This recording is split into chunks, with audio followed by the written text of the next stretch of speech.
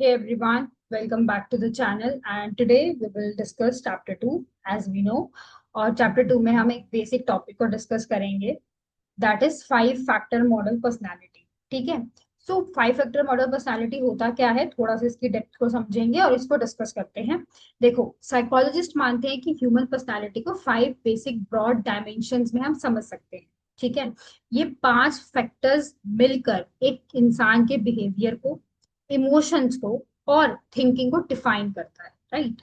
देखिए, सबसे पहले आता है ओपननेस टू एक्सपीरियंस। होता क्या है, इसका मतलब क्या है, देखो, that is new ideas, creativity और इमेजिनेशन को एक्सेप्ट करना।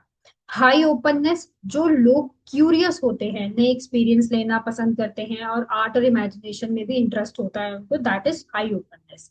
अच्छा, लो ओपननेस क्या होता है, जो लोग ट्रेडिशनल होते हैं, मतलब नई चीजें ट्राई करना पसंद नहीं करते। Next term is the consciousness. वैसे तो फिफ्थ टर्म है बट इसे हम पहले डिस्कस करेंगे कॉन्शियसनेस को। देखो, मतलब ऑर्गेनाइज, डिसिप्लिन, रिस्पॉन्सिबल रहना। और हाईली कॉन्शियसनेस का मतलब है कि जो लोग पंक्चुअल हैं, हाई ग्रोथ ओरिएंटेड है और रिलायबल होते हैं। और लो ग्रोथ कॉन्शियसनेस का मतलब है जो लोग केयरलेस हैं, लेजी हैं और इररिस्पॉन्सिबल होते हैं। ठीक है। एक्सट्रावर्जन का मतलब क्या है यहाँ पे, दूसरों के साथ फ्रेंडली और कॉर्पोरेटिव एकदम बने रहना, कॉपरेटिव बने रहना एक तरीके से। एंड हाईली एग्रीबलनेस का मतलब क्या होता है, देखो, एक तो पहले एक्स्ट्रावर्जन को थोड़ा डिस्कस करते हैं। देखो, एक होते हैं थोड़े से ना सोशल और आउटगोइंग रहना, है ना। तो ये लोग थोड़े एनर्जेटिक भी होंगे, हाईली टॉकेटिव भी होंगे और सोशल भी होंगे। और जो लोग लो एक्स्ट्रावर्जन होते हैं ना, जो इंट्रोवर्ट होते हैं, वो लोग शाई, रिजर्व्ड और अकेले रहना पसंद करते हैं। अच्छा, अगर मैं एग्रीबलनेस की बात करूं तो दूसरों के साथ फ्रेंडली और कोऑपरेटिव से बने रहना। और हाई एग्रीबलनेस का मतलब क्या होता है, जो लोग हेल्पफुल हैं और काइंड और एम्पैथेटिक होते हैं। एंड लो एग्रीबलनेस का मतलब क्या है, जो लोग थोड़े से रूड हैं, सेल्फिश है और बिल्कुल अनकोऑपरेटिव होते हैं। ठीक है। अच्छा, इसमें नेक्स्ट टर्म आता है आपका न्यूरोसिटिज्म। न्यूरोसिटिज्म का मतलब क्या है, देखो, न्यूरो सिटिज्म बेसिकली, इसको हम एक तो न्यूरोसिटिज्म भी बोलते हैं और एक न्यूरोटिज्म भी बोलते हैं। मतलब कि भावनात्मक, मतलब इमोशनल स्टेबिलिटी कितनी है, स्ट्रेस को कैसे हैंडल कर सकते हो।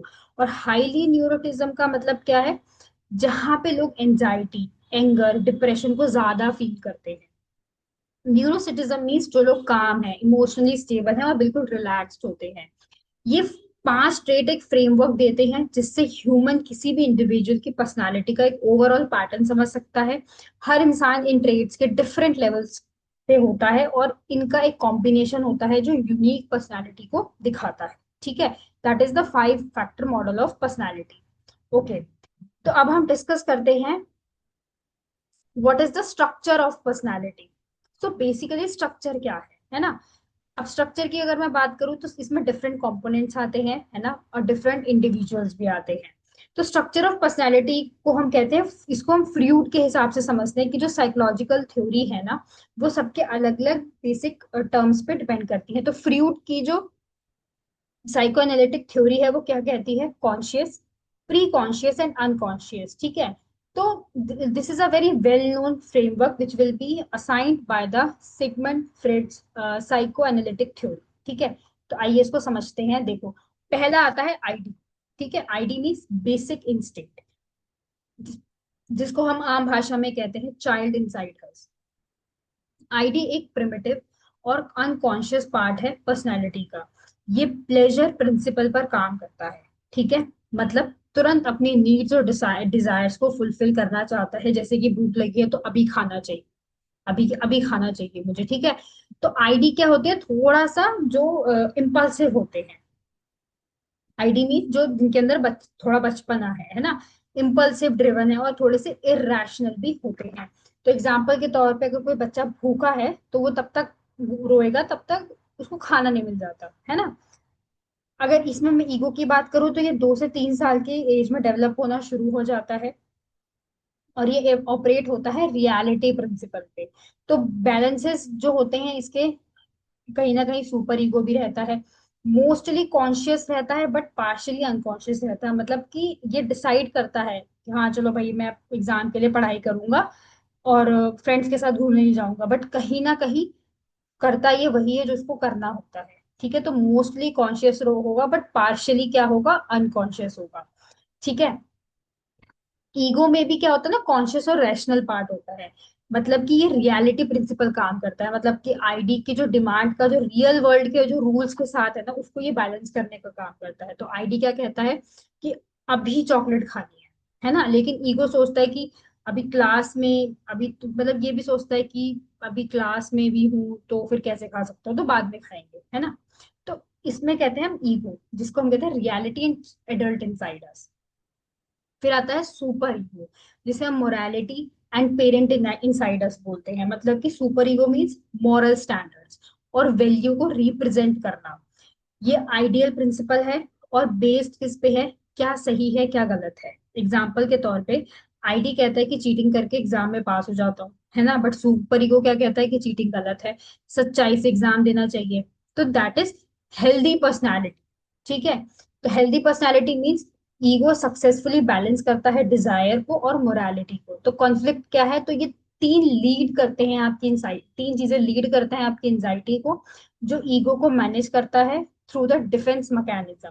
बाय डिनायल, मना कर देना, रिप्रेशन मतलब किसी को दबा के, और प्रोजेक्ट करके मतलब किसी को शो करके। ठीक है। Okay, so there are some other perspective on the personality rate, sorry, personality structure. Okay, first is the Carl Jung neo, that is the term is neo Freudian. Okay, and the second one is trait theories and humanistic theories. So basically apart from Freud, कुछ और भी लोगों ने इन चीजों को describe करने की कोशिश करी। ठीक है। सो एज वी नो कि first we will talk about the Carl Jung, okay, then the trait theory, then the humanistic theory. ठीक है। अब इसमें क्या होता है, सबके अपने अपने फैक्टर्स हैं और सबकी अपनी अपनी थ्योरीज भी होती हैं, और हर फैक्टर अपनी थ्योरी से डिफरेंट होता है। तो अगर इसमें हम मान के चले, when we talk about the Carl Jung, a psychoanalytic, a neo-futurism, तो उसमें अपनी अपनी चीजों को दिखाएंगे, मतलब कि हमारा कॉन्शियस माइंड कैसा है, हमारी पर्सनल कैसी है ना। दूसरी बात कि हम अनकॉन्शियस हैं, तो इन सब में क्या होता है कि शेयर द ह्यूमन एक्सपीरियंसेस, कि वो ह्यूमन एक्सपीरियंसेस को शेयर करके कैसे अपनी चीजों को आगे रखता है। ठीक है। Second thing is trait theory, that will be propose by the Allport, Cattell and Eysenck. Okay.